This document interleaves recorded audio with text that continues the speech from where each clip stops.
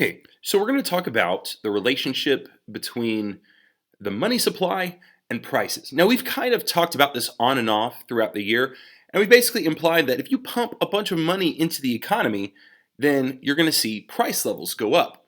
Now, that's mostly true, but that's not quite how it works, okay? So, there's a theory called the quantity theory of money.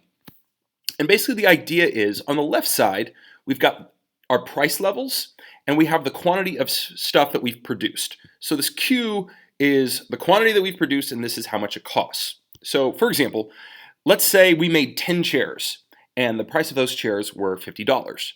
Well, you need $500 to facilitate those transactions. Okay? So, on the right side, we have the amount of money circulating in the economy and something called the velocity of money. Now, let me explain what I mean by that.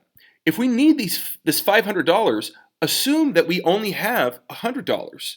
Well, in order for that $100 to facilitate all those transactions, we would need to use those dollars 5 times.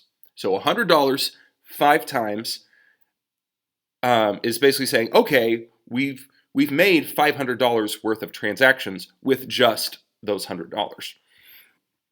So the theory is that this quantity and this quantity will be the same.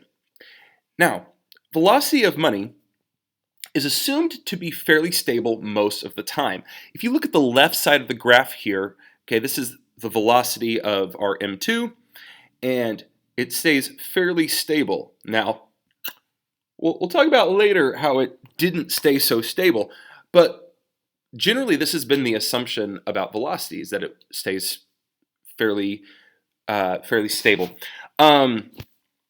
Now, if that is the case, if this V stays the same, and let's say that our production hasn't increased that much, if M increases, then the only way that this can balance out is for P to increase.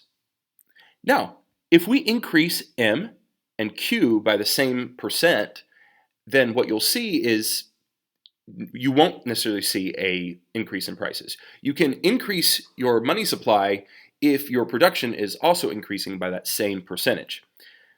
Now, that said, during the last recession, we pumped a bunch of money in the economy, and economists were really surprised because they really didn't see the increase in prices that they expected to.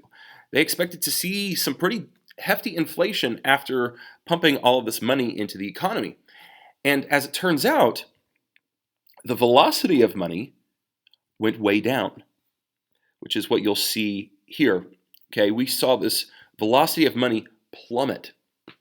Okay, and that may have been because banks didn't have a lot of good people to lend to. That was part of why we had the 2008 recession, was that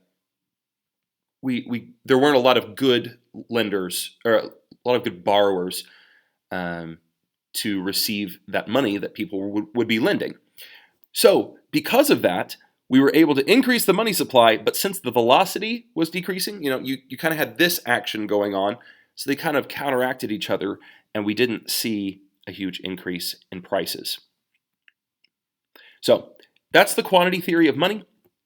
Overall, the big takeaway is generally when you increase the money supply, then prices will also increase. Okay, even though, like we said, there's some exceptions there.